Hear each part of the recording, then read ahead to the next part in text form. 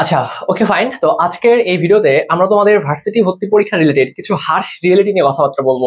এবছর চান্স পাওয়া তুলনামূলক কেন কঠিন হবে, এবং প্রতি বছর তুমি যদি লক্ষ্য করো তোমাদের মধ্যে যারা মেধাবী স্টুডেন্ট, যাদেরকে আমরা টপার বলি, এই টপার গ্রুপের মধ্যে দেখবা একদল শিক্ষার্থী আছে যারা কখনোই কোনো বিশ্ববিদ্যালয়ে পড়ার সুযোগ লাভ করবে না।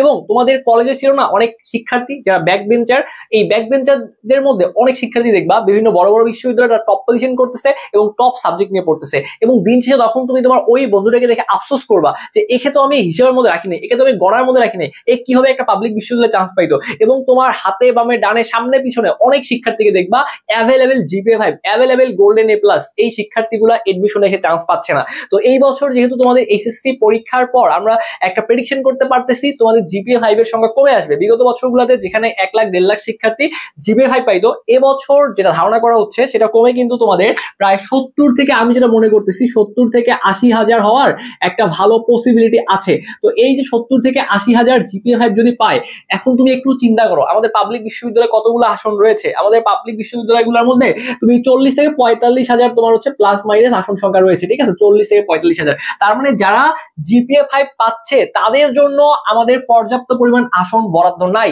ঠিক আছে। তাহলে তুমি একবার চিন্তা করো এই এডমিশন জার্নির প্রত্যেকটা ফেজে তোমাকে এমন ভাবে গেম প্ল্যান সাজাইতে হবে যেন তুমি মানে এই যে টপার যারা আছে এদেরকেও বিট দিয়ে তোমাকে চান্স পাইতে হবে। এবং যেটা বললাম, অনেক ক্ষেত্রে ব্যাক বেঞ্চার গুলো কিন্তু ভালো করবে, এবং ম্যাক্সিমাম ক্ষেত্রে এটা প্রতি বছরই হয়, এবারও হবে। তোমাদের মধ্যে অনেক শিক্ষার্থী ভালো এবং একটা পাঠশাট নিয়ে থাকে, আমি ঢাকা ইউনিভার্সিটি ছাড়া পড়বো না, ঠিক আছে, আমার ড্রিম হচ্ছে একটা। এই যে তোমাদের কিছু ভুল কনসেপ্টের কারণে তোমরা আলটিমেটলি মানে এডমিশনের জার্নিতে ধরাটা খাও। কেননা মানে এই যখন শিক্ষার্থীরা প্রিপারেশন নেয় এদের একটা টার্গেট থাকে, আমি তোমাদের কখনো ডিমোটিভেট করতেছি না, ঠিক আছে, তোমার সবার ঢাকা বিশ্ববিদ্যালয়ে আমি তোমাকে সাধুবাদ জানাই, তুমি প্রিপারেশন ইনশাআল্লাহ তুমি চান্স পাবা। কিন্তু ঢাকা বিশ্ববিদ্যালয়ে এ ইউনিট থেকে যারা পরীক্ষা দিবা, অর্থাৎ যারা বিজ্ঞান থেকে পরীক্ষা দিবা, তোমাদের এখানে আসন সংখ্যা রয়েছে মাত্র 1800টা আসন রয়েছে, মাত্র 1800 আসন রয়েছে। তাহলে এডমিশনে কি শুধুমাত্র 1800 শিক্ষার্থী পরীক্ষা দেয়? যেটা বললাম 70 থেকে 80,000 পরীক্ষা দিচ্ছে, সিট হচ্ছে মাত্র 1800। তার মানে তোমার যদি কোনো কারণে আল্লাহ না করুক ঢাবিতে না হয়, তোমাকে প্রিপারেশন নেওয়া লাগবে রাজশাহী ইউনিভার্সিটির জন্য। রাজশাহীতে না হলে তুমি জগন্নাথে পরীক্ষা দিবা, জগন্নাথে না হলে জাহাঙ্গীরনগরে পরীক্ষা দিবা। তার মানে এডমিশনে তোমাকে ভালো করতে গেলে বা কোনো একটা পাবলিক বিশ্ববিদ্যালয়, সবগুলোই তো পাবলিক বিশ্ববিদ্যালয়, কোনো একটা পাবলিক বিশ্ববিদ্যালয়ে চান্স পাইতে গেলে ভাইয়া প্রথমেই যে ব্যাপারটা মাথায় রাখা লাগবে, তোমার যতগুলা ইউনিভার্সিটিতে তোমার পরীক্ষা দেওয়ার সুযোগ রয়েছে, যতগুলা ইউনিভার্সিটিতে পরীক্ষা দেওয়ার সুযোগ রয়েছে সব জায়গায় পরীক্ষা দিবা। সব জায়গায় কি করবা? সব জায়গায় তুমি পরীক্ষা দিবা। যদি তুমি একটা সিট পাইতে চাও পাবলিকে, তাহলে সব জায়গায় পরীক্ষা দিবা যতগুলো তোমার সুযোগ রয়েছে। তো আমাদের মধ্যে ম্যাক্সিমাম শিক্ষার্থী, ওই যে বললাম আমরা টপার, আমরা নিজেদেরকে ভালো স্টুডেন্ট মনে করি, যখন আমাদের ঢাকা ইউনিভার্সিটিতে চান্স না হয়, আমাদের আশেপাশে যারা আত্মীয় স্বজন আছে, ফ্যামিলি মেম্বার যারা আছে, এরা অনেকাংশেই বুঝবে না, এরা মনে করবে ঢাবি সব, ঢাবিতে চান্স না পেলে জীবন ধ্বংস, জীবনে সবকিছুই শেষ। এখন কথা হচ্ছে ঢাবিতে তো তুমি খুব ভালো মতো প্রিপারেশন নিয়েছো, তারপরেও তোমার না হওয়ার পসিবিলিটি বেশি। কেন হবে না? কারণ এইখানে ঢাবিতে ভাই প্রত্যেক বছর লক্ষ্যগুলো দেখা যায় এখানে 10% কি বলবো 5% শিক্ষার্থী এখানে পরীক্ষায় পাশ করতে পারে না। এটা ভাইয়া চান্স না, 5% পরীক্ষার্থী পরীক্ষায় পাশ করতে পারে না। এখানে যারা পরীক্ষা দেয় ম্যাক্সিমাম শিক্ষার্থী ফেল করে। কেন ফেল করে ভাইয়া? এরা কি মানে ওটা ফাঁদ পেতে রাখছে কিনা? এখানে ব্যাপারটা হচ্ছে কি, এখানে তোমার হচ্ছে মানে ঢাবির ব্যাপারটা হচ্ছে এখানে যদি 1800 আসন থাকে, তাহলে তারা যেহেতু তাদের এমসিকিউ পরীক্ষা হয় এবং তাদের লিখিত পরীক্ষা হয়, তো এমসিকিউর ক্ষেত্রে তারা একটা নাম্বার বলে দিচ্ছে যে 24 নাম্বার পাইলে তোমার লিখিত খাতা দেখবে, কিন্তু 24 পাইলেও তোমার খাতা দেখবে না। তুমি যদি এমসিকিউতে 35+ না পাও, তোমার খাতাই দেখবে না। কেন খাতা দেখবে না? এখানে সিট আছে মনে করো 2000, 1800 আছে না, এটাকে আমরা 2000 ধরলাম। তো এই 2000-এর 5 গুণ বা 6 গুণ খাতা তারা দেখবে। তাহলে তারা খাতা দেখবে কত? ধরো যে 10 থেকে সর্বোচ্চ 10 থেকে 12,000 শিক্ষার্থী যারা খাতা দেখবে, তাহলে এই এমসিকিউ দেখলো, দেখে যাদের দেখবে যে মার্ক বেশি 35-এর উপর বা 34-35 আছে, এরকম 10 থেকে 12,000 শিক্ষার্থী খাতা দেখবে। এবং তোমার তো প্রথমেই খাতা দেখতেছে না, তুমি তো প্রথমেই এলিমিনেট হয়ে যাচ্ছ, বাতিল হয়ে যাচ্ছ। তাহলে এই যে 10 থেকে 12,000 শিক্ষার্থী পরীক্ষা দিচ্ছে এবং দেখা যায় যে ওয়েটিং লিস্ট থেকে অনেক সময় 5 থেকে 6,000 সিরিয়াল পর্যন্ত চান্স হয়। তো যে জিনিসটা তোমাদেরকে বলতেছিলাম যে ঢাকা ইউনিভার্সিটিতে ম্যাক্সিমাম শিক্ষার্থী শুধুমাত্র পাশই করতে পারে না, যে পাস নাম্বারটা আছে পাশই করতে পারে না, ম্যাক্সিমাম ফেল করে। তো এখানে যারা চান্স পায় দেখবা যে মনে করো যে 2% শিক্ষার্থী, হাতে গোনা শিক্ষার্থী চান্স পায়। তো এখন তোমার যদি কোনো কারণে ঢাকা ইউনিভার্সিটি না হয়, তোমার নর্মালি প্রেশার আসবে, তোমার আত্মীয় স্বজন প্রেশার দিবে, বাবা মা প্রেশার দিবে। হ্যাঁ, তারা প্রেশার দিবে কেন? এখন অনেক ক্ষেত্রে আমাদের হয়তো ব্যাপারগুলো জানা নাই, আমরা জানি না, বুঝি না, হয়তো এই কারণে আমরা আমাদের ছেলে মেয়ে যারা আছে তাদেরকে প্রেশার দিই যে কেন পাশের বাসায় আন্টির মেয়ে চান্স পাইলো, তুমি কেন চান্স পাইলে না, তুমি কি করলা, তুমি কেন ঢাবিতে চান্স পাইলে না, তোমার তো জীবন ধ্বংস। কিন্তু এইটা না করে যদি আমরা তাদেরকে উৎসাহ দেই যে ঢাকা ইউনিভার্সিটিতে হয় নাই, সমস্যা নাই, ভালো মতো পড়াশোনা করো, রাজশাহী রয়েছে, জাহাঙ্গীর রয়েছে, আর অন্যান্য কৃষি বিশ্ববিদ্যালয়গুলো রয়েছে, গুচ্ছের মধ্যে প্রায় 20 থেকে 24টা ইউনিভার্সিটি রয়েছে, তুমি ভালো মতো পড়াশোনা করলে কোনো না কোনো পাবলিক বিশ্ববিদ্যালয়ে পড়ার সুযোগ লাভ করবা। তো আমাকে আমার কে ডেলিভার অনুযায়ী, আমার যোগ্যতা অনুযায়ী বুঝতে হবে, বা আমার প্রিপারেশন আমি কতটুকু নিয়েছি এটার উপর ডিপেন্ড করবে যে আসলে আমি কোন বিশ্ববিদ্যালয়ে পড়ার সুযোগ লাভ করবো। আমি পড়াশোনা করতেছি না, কিন্তু আলটিমেটলি আমি স্বপ্ন দেখতেছি আমি ঢাকা ইউনিভার্সিটিতে পড়বো, রাজশাহী ইউনিভার্সিটিতে পড়বো। এটা কিন্তু এডমিশন জার্নিতে কখনোই সম্ভব না। এই জন্য তোমাদেরকে ভাই রিকোয়েস্ট করতেছি, তোমাদের এই এডমিশন জার্নিতে চান্স পাইতে গেলে হ্যাঁ তুমি ঢাকা ইউনিভার্সিটিকে কেন্দ্র করে টার্গেট করে প্রিপারেশন নাও, এমন ভাবে প্রিপারেশন নাও একটাতে না হলে আরেকটাতে পরীক্ষা দিবা, কোনোভাবে হতাশ হওয়া যাবে না। এখন তোমরা এই যে যারা এই প্রিপারেশনটাকে একটু গুছিয়ে নিতে চাচ্ছ যে ভাইয়া আমরা কিভাবে পড়লে চান্স পাবো, আমি তোমাদেরকে বলি আসলে এডমিশনে চান্স পাওয়ার জন্য মানে তোমাদের এক্সট্রা কিছু লাগে না। জাস্ট তোমাকে যে কাজটা করতে হবে, এটা অনেস্টলি কথা ভাইয়া, তোমাকে বাসায় নিজে নিজে প্রচুর পরিমাণে পড়তে হবে। নিজে নিজে না পড়লে তোমাকে কোনো কোচিং কোনো বড় ভাই চান্স পাইতে পারবে না। তবে এই নিজে নিজে পড়বো যে ভাইয়া আমরা কিভাবে পড়বো, এই পড়ার মধ্যে পার্থক্য রয়েছে।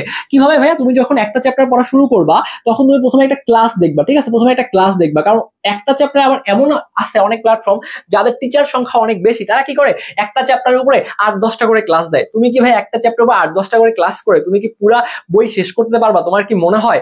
এত বেশি ক্লাস করলে আলটিমেটলি নিজের পরে এনার্জি থাকে না এবং তুমি সবগুলো কন্টেন্ট গুছাইতে পারবে না। এই জন্য যেটা করতে হবে, একটা চ্যাপ্টার সর্বোচ্চ একটা বা দুইটা ক্লাস করে ওই চ্যাপ্টার আমার কভার করে ফেলতে হবে, এবং ওই চ্যাপ্টারে যে বেসিক আছে বেসিক ক্লিয়ার, বিগত বছরের প্রশ্ন অ্যানালাইসিস ক্লিয়ার। কারণ এই যে কথাটা চলে আসলো অ্যানালাইসিস, তুমি যদি এই এডমিশনে যদি অ্যানালাইসিস করে না পড়ো তুমি জীবনেও চান্স পাবে না, জীবনেও চান্স পাবে না। তো এই যে প্রথম যখন ক্লাসটা করলা, তোমার যে টিচার থাকবে তার কাজ হবে তোমাকে এটা অ্যানালাইসিস করে দেখানো যে কোন টপিকগুলো থেকে প্রশ্ন আসে এবং সেই টপিকগুলো তোমাকে পড়িয়ে দেয় এবং বিগত বছরের প্রশ্ন সমাধান করিয়ে দেয়। হ্যাঁ, এই ফরমেশন কোথায় পাবো? এটা তুমি অনেক বড় বড় প্ল্যাটফর্মে পাবা, এবং আমরা আমাদের ব্যাচগুলোতে ভাইয়া এমন ভাবে পড়াই যাতে করে তোমার এই লম্বা লম্বা 3-4-5-7-8 ঘন্টা 10 ঘন্টার ক্লাস করানো লাগে। হ্যাঁ, যে চ্যাপ্টার যেভাবে পড়ানো দরকার আমরা সেভাবে পড়ানোর চেষ্টা করি। তো আমাদের এখানে তোমরা হচ্ছে আমাদের স্বপ্নের পাঠশালায় প্রত্যেকটা চ্যাপ্টারে ক্লাস পাওয়া, যারা ভার্সিটি ব্যাচে ভর্তি হবা প্রত্যেকটা চ্যাপ্টারে আলাদা আলাদা ক্লাস পাবা, এবং চ্যাপ্টারের ক্লাস 1 থেকে 2টা ক্লাসই শেষ করতে পারবা। এবং তুমি যদি একটা দিন টানা ক্লাস করো তুমি একদিনে 3-4টা ক্লাস শেষ করতে পারবা। এখন আমি যদি একটা চ্যাপ্টারের উপর তোমাকে 10 ঘন্টা লেকচার দিই, এই 10 ঘন্টা লেকচার করতে তোমার 3-4 দিন চলে যাবে। তুমি পরে বাসায় পড়বা কখন, নিজে নিজে পড়বা কখন, তাহলে তো চান্স হবে না।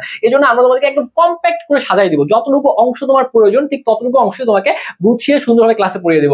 তো তোমাদের মধ্যে অনেক শিক্ষার্থী আমাদের সাথে ক্লাস করতেছো, যারা এখনো ভর্তি হওনি তোমরা চাইলে ভর্তি হয়ে ক্লাস করতে পারবা। আমি একটু ভর্তি হওয়ার প্রসেসটা বলি, তারপর তোমাদের বাকি গাইডলাইনটা দিচ্ছি কিভাবে পড়বা। সেটা তোমাদের কাছে জাস্ট বলে, আমাদের যে হোয়াটসঅ্যাপ নাম্বারটা রয়েছে 01317132318, আমাদের এই নাম্বারই দ্রুত একটা হোয়াটসঅ্যাপ মেসেজ করে আমাদের এডমিশনের কথা বলে ভর্তি হয়ে যেতে পারো। তো আমাদের এই যে ভার্সিটি যে ব্যাচটা রয়েছে এই ব্যাচে আমরা এখন ভাইয়া ডিসকাউন্ট অফারে তোমাদের সকলের কথা চিন্তা করে মাত্র 1500 টাকায় ভর্তি নিচ্ছি। এই অফারটা আমাদের আগামী 24 ঘন্টা অ্যাভেলেবেল থাকবে, ঠিক আছে।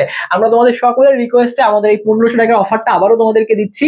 আমাদের এ ইউনিটেও তোমরা যারা ভর্তি হওয়া, অর্থাৎ যারা বিজ্ঞানের শিক্ষার্থী তারাও 1500 টাকায় ভর্তি হতে পারবা, যারা বি ইউনিটের শিক্ষার্থী বি ইউনিটের ব্যাচে ভর্তি হবা তোমরাও কিন্তু ভাই এখন 1500 টাকায় ভর্তি হতে পারবা। তো যারা ভর্তি হতে চাও তারা আমাদের এই যে নাম্বারটা রয়েছে এই নাম্বারে হোয়াটসঅ্যাপে কথা বলতে পারো। তো যেটা বললাম যে একটা চ্যাপ্টার তোমাকে কিভাবে পড়তে হবে, প্রথমে তুমি ক্লাস করলা, তো ক্লাসের মধ্যে অ্যানালাইসিস পার্ট কভার হয়ে গেছে, বিগত বছরের প্রশ্ন কভার হয়ে গেছে, ক্লাস শেষ। এখন কথা হচ্ছে ভাইয়া ভার্সিটির জন্য কি মেইন বই পড়বো নাকি? ভাই আমি তোমাকে বলি ভাইয়া, তোমাকে কে কি বললো আমি জানি না, বাট আমার এক্সপিরিয়েন্স থেকে আমি তোমাকে বলতে পারি ভার্সিটির জন্য নরমালি মেইন বই পড়া লাগে না। যারা মেইন বই গাধার মতো পড়বা ভার্সিটির জন্য, মেডিকেলের জন্য মেইন বই ধুমায় পড়ো, কোনো সমস্যা নেই, বাট ভার্সিটিতে শুধু মেইন বই বলে চান্স হবে না। ভার্সিটিতে তোমাকে প্রশ্ন ব্যাংক অ্যানালাইসিস করে পড়তে হবে। আমি একটা কথা লিখে দিয়ে যাই, তুমি যত প্রশ্ন সমাধান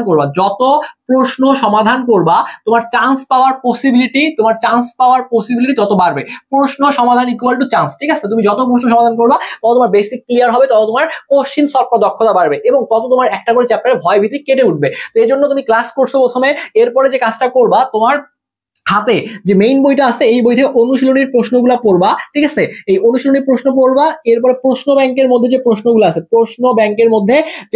আছে এই প্রশ্নগুলো ভাজা ভাজা করে ফেলবা। এবং ক্লাসে তো তোমাকে ভাইয়া শর্টকাট দেখাবে, যেহেতু ভার্সিটিতে শর্টকাট ছাড়া কোনোভাবেই চান্স হবে না। শর্টকাট দেখাবে, হাতে কলমে ক্যালকুলেশন দেখাবে, এগুলো কিন্তু আমরা তোমাকে ক্লাসের মধ্যে পড়াই দিব, ঠিক আছে। আমাদের বাচ্চারা ভর্তি হবা, হাতে কলমে ক্যালকুলেশন। তো এই জিনিসগুলো তুমি ছোট ছোট পৃষ্ঠার মধ্যে নোট করবা, যাতে পরবর্তীতে পরীক্ষার আগে রিভিশন দিতে পারো।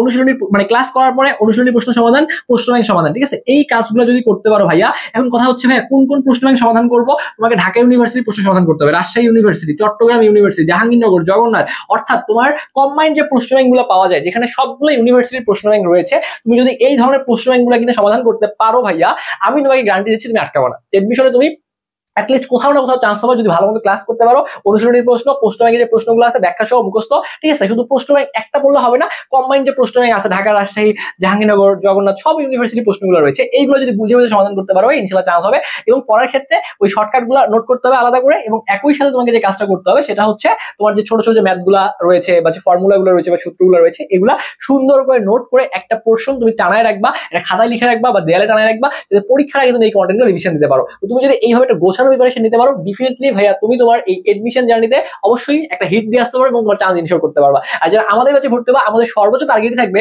যে আমরা ক্লাসের মধ্যে তোমাদের সবগুলো জিনিস কভার করে দেওয়ার চেষ্টা করবো, ঠিক আছে? তো যেহেতু আমাদের লম্বা লম্বা ক্লাস হবে না, আমরা হচ্ছে তোমাকে সুন্দর মতো যেগুলো আসতে পারে এগুলো তোমাদের অ্যানালাইসিস করে পড়িয়ে দিব। এবং যারা অর্গানিক কেমিস্ট্রি ভয় পাও, এই অর্গানিক কেমিস্ট্রি খুব সুন্দর করে তোমাদেরকে পড়িয়ে দেওয়া হবে। তো এই ক্লাসগুলো জাস্ট একটু করো, ক্লাসগুলো থেকে শর্টকাট নোট করতে হবে, সব নোট করলে শেষ করতে পারবে না। প্রয়োজনীয় সূত্র শর্টকাট যেগুলো লাগে বা যেগুলো তোমার দরকার মনে হয় এগুলো নোট করে জাস্ট কোশ্চিন ব্যাংক পৃষ্ঠা উল্টা ভাজা ভাজা করে ফেলো, লাল কালি, কালো কালি, নীল কালি, যত কালি আছে দাগাইতে দাগাইতে কোশ্চিন ব্যাংক ছিঁড়ে ফেলো। তো তুমি যদি কোশ্চিন ব্যাংক ভালো মতো পড়তে পারো, কোশ্চিন ব্যাংকের উপর তোমার যদি দখল থাকে, যেটা আমরা তোমাকে এই ক্লাসের মধ্যে সহজ করে দেবো, তুমি ক্লাস করে তুমি এগুলো ইজিলি সমাধান করতে পারবা, তাহলে ইনশাল্লাহ ভাইয়া অবশ্যই তোমার চান্স হয়ে যাবে। তো সবাই ভালো মতো পড়াশোনা করতে থাকো, যে কোনো প্রয়োজন অবশ্যই কমেন্ট বক্সে কমেন্ট করো, আমরা তোমাদের কমেন্টে রিপ্লাই দিয়ে দিব। এতক্ষণ সাথে থাকার জন্য তোমাদের সবাইকে অসংখ্য ধন্যবাদ।